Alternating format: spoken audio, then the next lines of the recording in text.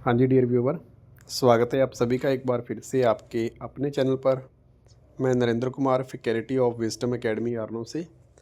आज का जो हमारा वीडियो है वो रहने वाला है पॉलिटिकल पार्टीज़ के ऊपर। और इस वीडियो के अंदर हम अंडरस्टैंड करेंगे कि जो आपकी 10th क्लास की एनसीईआरटी का सिलेबस है उसके अंदर सिविक्स का एक चैप्टर है major political parties in India, और उसी चैप्टर के अंदर आपको ये टॉपिक आता है पॉलिटिकल पार्टीज़। पॉलिटिकल पार्टीज़ को डिफ़ाइन करने के लिए हमारे पास अलग अलग टाइप के बेस हैं। जैसे हम किसी कंट्री के अंदर आइडियोलॉजी के बेस पर देखें तो पार्टी दो टाइप की होती हैं। कुछ पार्टीज़ तो होती हैं लेफ़्ट पार्टी और कुछ पार्टीज़ होती हैं राइट पार्टी। लेफ़्ट पार्टी का मतलब होता है एक ऐसी पार्टी जो सोशलिज़म को फॉलो करती हैं, और राइट पार्टी का मतलब होता है एक ऐसी पार्टी जो कैपिटलिज़म को फॉलो करती हैं। जैसे हम इंडिया की एग्ज़ाम्पल दें तो इंडिया के अंदर सीपीआई, सीपीआई-एम, इसके अलावा टीएमसी, तृणमूल कांग्रेस पार्टी, ये वो पार्टी हैं जिनको हम लेफ़्ट पार्टी के नाम से जानते हैं। और लेफ़्ट पार्टी का मतलब जो सोशलिज़म को प्रमोट करती हैं। राइट पार्टी मतलब जो कैपिटलिज़म को प्रमोट करती हैं। एग्ज़ाम्पल के तौर पर बीजेपी पार्टी कैपिटलिस्ट पार्टी है। तो इस तरीके से हम पार्टीज़ को अलग अलग टाइप से डिफ़ाइन कर सकते हैं। अगर आप इंग्लैंड की बात करो वहाँ पर एक ग्रीन पार्टीज़ होती हैं। तो हर कंट्री के अंदर पार्टीज़ को डिफ़ाइन करने के लिए अलग अलग मेथड्स हैं। अब जहाँ जहाँ पर फेडरल स्ट्रक्चर होता है, जिन कंट्री के अंदर फेडरलिज़म है, तो फेडरलिज़म के अंदर आपको पता है कि सेंट्रल गवर्नमेंट और स्टेट गवर्नमेंट अपने अपने जुडिक्शन एरिया में काम करती हैं, और इसीलिए वहाँ पर स्टेट पार्टीज़ भी एग्जिस्ट करती हैं। अब इसी तरीके से हम इंडिया की रेफरेंस में पढ़ेंगे कि हमारे पास दो टाइप की पार्टी है यहाँ पर। एक तो है हमारे पास नेशनल पार्टीज़, दूसरी पार्टी है हमारे पास रीजनल पार्टीज़।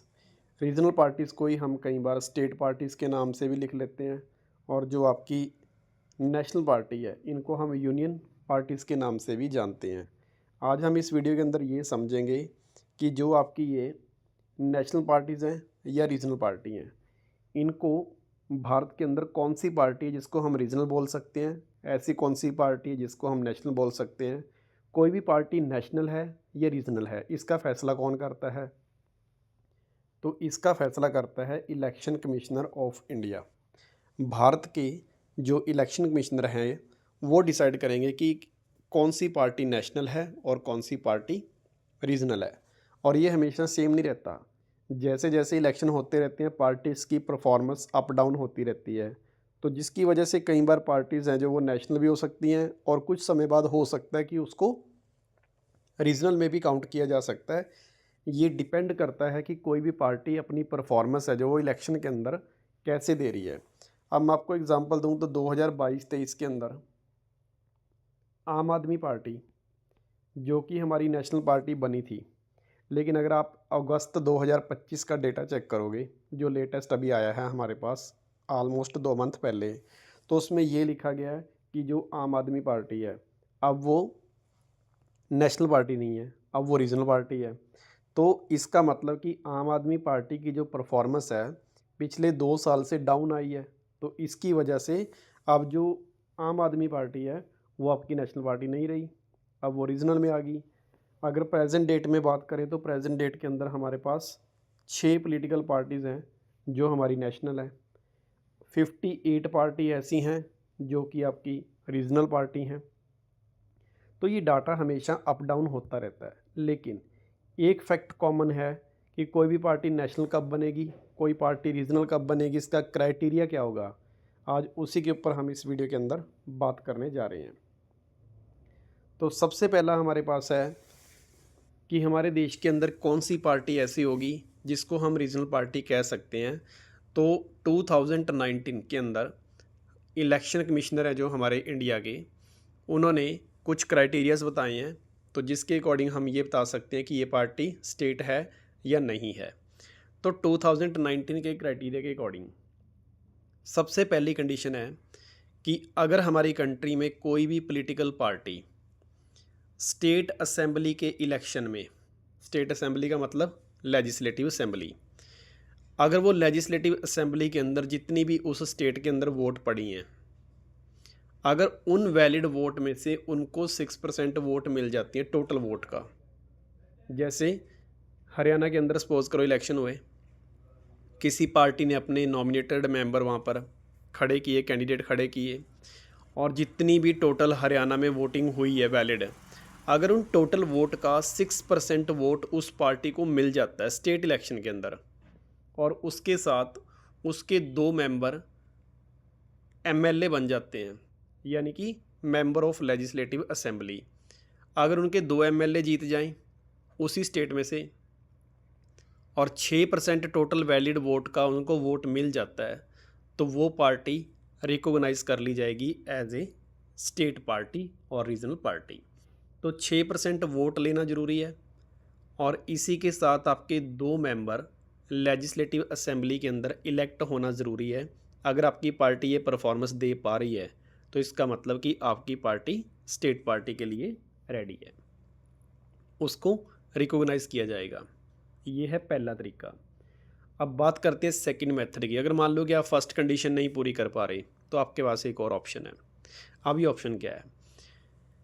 ऑप्शन ये है कि अगर आपकी पार्टी स्टेट की जगह पर अगर लोकसभा के इलेक्शन में भी अपनी स्टेट में से 6% वोट ले लेती है। अब यहाँ ध्यान रखें कि ये जो 6% वोट हैं ये आपके स्टेट असेंबली इलेक्शन की बात कर रहा है, और यहाँ पर जो 6% वोट हैं ये वाले, तो ये बात कर रहा है लोकसभा की। जैसे पूरे इंडिया के अंदर लोकसभा के इलेक्शन हुए, आपकी पार्टी ने किसी भी स्टेट के अंदर आपके एमपीज़ के लिए मेंबर्स को खड़ा दिया वोटों के अंदर। अगर उस स्टेट में से आपकी पार्टी को टोटल पूरी स्टेट में से कोई भी स्टेट हो सकती है वो, चाहे गोवा भी हो छोटी से छोटी, अगर आपकी पार्टी को वहाँ टोटल वोट्स का 6% वोट मिल जाता है और एडिशनल आपको 1 सीट लोकसभा की मिल जाए उसी स्टेट में से, आपका एक मेंबर जीत गया सपोज करो गोवा में से लोकसभा का, और आपकी 6% वोट भी आ गई, तो आपकी पार्टी वहाँ पर रिकॉग्नाइज हो जाएगी एज ए स्टेट पार्टी।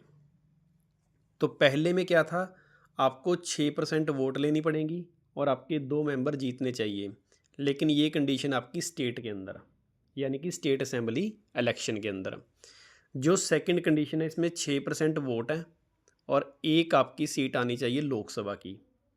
तो ये बात कर रहा है लोकसभा के इलेक्शन की, और ये बात कर रहा है आपकी स्टेट असेंबली इलेक्शन की, यानी कि लेजिस्लेटिव असेंबली की। तो ये 2 अलग अलग कंडीशंस में से कोई भी आप एक कंडीशन पूरी कर सकते हो। अब बात आती है पॉइंट नंबर 3 की। अगर आप ये दोनों कंडीशन नहीं पूरी कर पा रहे तो आपके पास एक ऑप्शन और भी है। अगर आपकी पार्टी आपकी स्टेट में जहाँ पर आपने इलेक्शन लड़ा, अगर वहाँ की लेजिस्लेटिव असेंबली की जितनी भी सीट हैं, सपोज़ करो कि किसी लेजिस्लेटिव असेंबली की 300 सीट हैं, किसी भी स्टेट की है मान लो, अगर आप इन 300 सीट का 3% वोट 3% आप सीट गेन कर सकते हो, टोटल जितनी भी आपकी स्टेट असेंबली की सीट है अगर उसका आप 3% गेन कर लेते हो तो आपकी पार्टी स्टेट पार्टी रिकॉग्नाइज हो जाएगी। यहाँ पर बात हो रही है 3% सीट्स की। जैसे किसी स्टेट के अंदर 300 एमएलए हैं, अगर आपके 300 में से 3% यानी कि 9 एमएलए आपकी पार्टी के जीत जाते हैं, टोटल का 3%, तो आपकी पार्टी रिकॉग्नाइज होगी एज ए नेशनल पार्टी। तो ये है कंडीशन नंबर 3। उसके बाद चौथी कंडीशन ये है कि अगर आपकी पार्टी जितनी भी आपकी स्टेट के अंदर लोकसभा की सीट हैं, अगर 25 सीट में से आपकी पार्टी को 1 सीट मिल जाती है, अगर आपकी स्टेट में मान लो 50 सीट हैं लोकसभा की तो उसमें से आपको 2 सीट मिलनी चाहिए। अगर आपकी स्टेट में 75 सीट है लोकसभा की तो उसमें आपको 3 सीट मिलनी चाहिए। मतलब हर 25 पे अगर आपका एक मेंबर विनर हो रहा है तो आपकी पार्टी रिकॉग्नाइज होगी एज ए स्टेट पार्टी। तो लोकसभा की टोटल सीट हैं जितनी भी, अगर उसमें आपकी स्टेट में से 25 का एक मेंबर, 50 के 2 मेंबर, अगर 75 है तो 3 मेंबर, तो अगर आपका 25 मेंबर्स में से एक मेंबर सीट के हिसाब से जीत रहा है तो वो आपकी पार्टी बन जाएगी स्टेट पार्टी। ये जो लास्ट वाली कंडीशन है ये लोकसभा के अंदर अमेंडमेंट की गई पार्लियामेंट में 2011 में। अब इसमें क्या बताया गया, इसमें ये बोला गया कि अगर कोई पार्टी लोकसभा के अंदर जितनी भी वोट डली हैं आपकी स्टेट में, अगर उस लोकसभा वोट का टोटल का 8% मिल जाए, जितनी भी आपको आपकी स्टेट में लोकसभा के इलेक्शन में वोट पड़ी हैं, अगर उस टोटल वोट का 8% आपको मिल जाता है तो आपकी पार्टी रिकॉग्नाइज होगी स्टेट पार्टी। या आपको विधानसभा यानी कि लेजिस्लेटिव असेंबली, आप ही की लेजिस्लेटिव असेंबली में अगर आपको 8% वोट मिल जाती हैं तब भी आप अपनी पार्टी को रजिस्टर्ड कर सकते हो एज ए स्टेट पार्टी। तो ये वाली जो कंडीशन है ये 2011 में ऐड करी गई थी और ये टोटल 5 कंडीशन है जिसके अंदर आपकी पार्टी रिकॉग्नाइज हो सकती है एज ए स्टेट पार्टी। दोबारा रिपीट कर देता हूँ, पहले पॉइंट में बताया गया है आपकी पार्टी को 6% वोट और 2 आपकी सीट आनी चाहिए एमएलए की यानी कि लेजिस्लेटिव असेंबली की। ये है कंडीशन नंबर 1। दूसरी कंडीशन आप लिख सकते हो कि 6% आपको लोकसभा की वोटें और 1 सीट लोकसभा के अंदर। यहाँ पर ये बात हो रही है लेजिस्लेटिव असेंबली की और ये बात हो रही है आपकी लोकसभा की।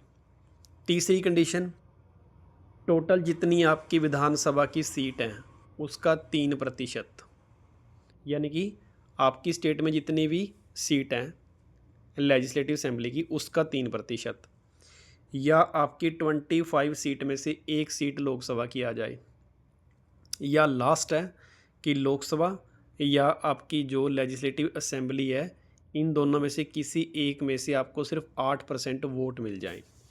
तो ये 5 मेजर कंडीशन है, इनमें से अगर आपको एक भी कंडीशन गेन हो जाती है तो आपकी पार्टी आपकी कंट्री के अंदर किसी भी स्टेट के अंदर रिकॉग्नाइज हो सकती है एज ए रीजनल पार्टी। तो ये 5 में से आप कोई भी एक क्राइटेरिया पूरा कर सकते हो।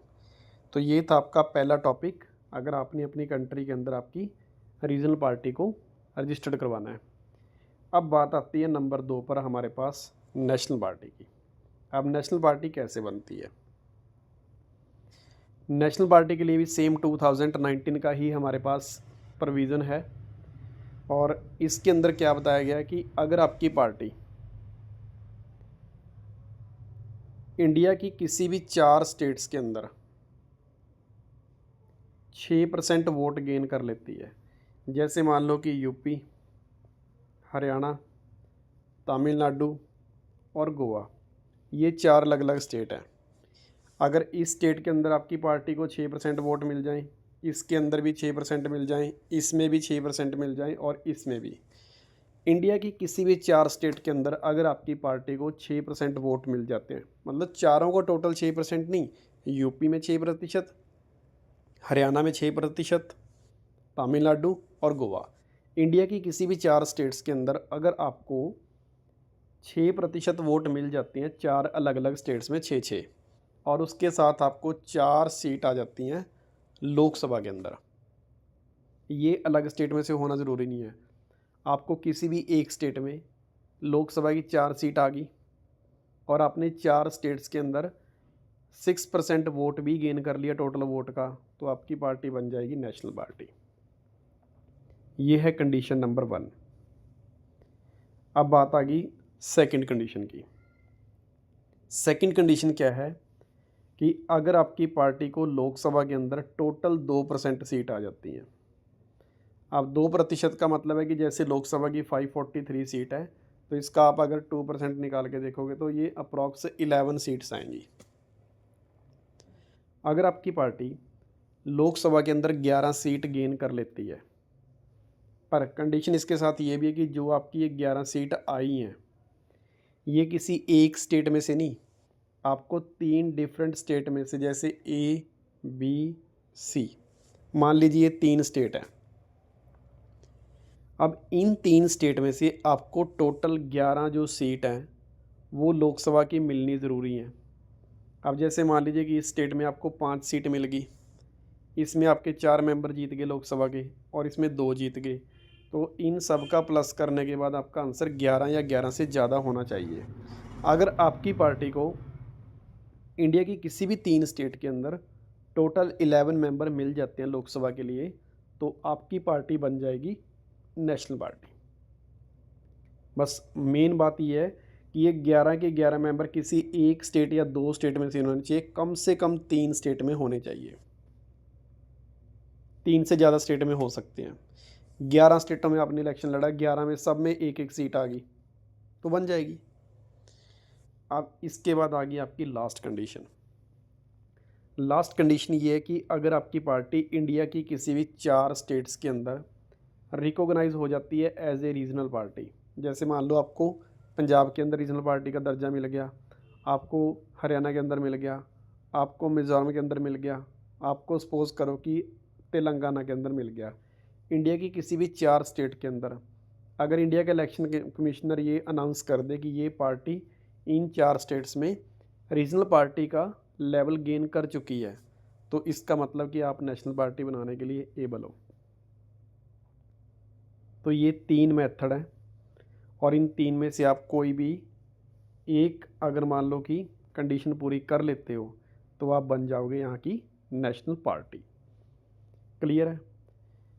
तो ये 2 तरह की हमारे पास पार्टी थी, एक नेशनल और एक पार्टी थी आपकी रीजनल। अब तक अगर मैं आपको प्रेजेंट डेट की बात करूं तो इंडिया के अंदर टोटल 6 नेशनल पार्टी हैं।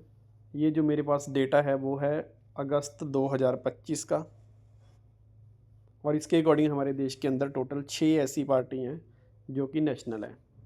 इसमें एक पार्टी आपकी BJP, Indian national Congress, CPI, CPI-M, national Congress party 1998 में बनी थी जो, और एक आपकी पार्टी इसके अंदर बहुजन समाज पार्टी। तो ये टोटल 6 हमारी ऐसी पार्टी हैं जिसको आज की डेट के अंदर अगस्त 2025 का जो लेटेस्ट मेरे पास डेटा है उसके अकॉर्डिंग ये नेशनल पार्टीज़ हैं। और अभी तक 58 पार्टी ऐसी हैं जो कि रीजनल है।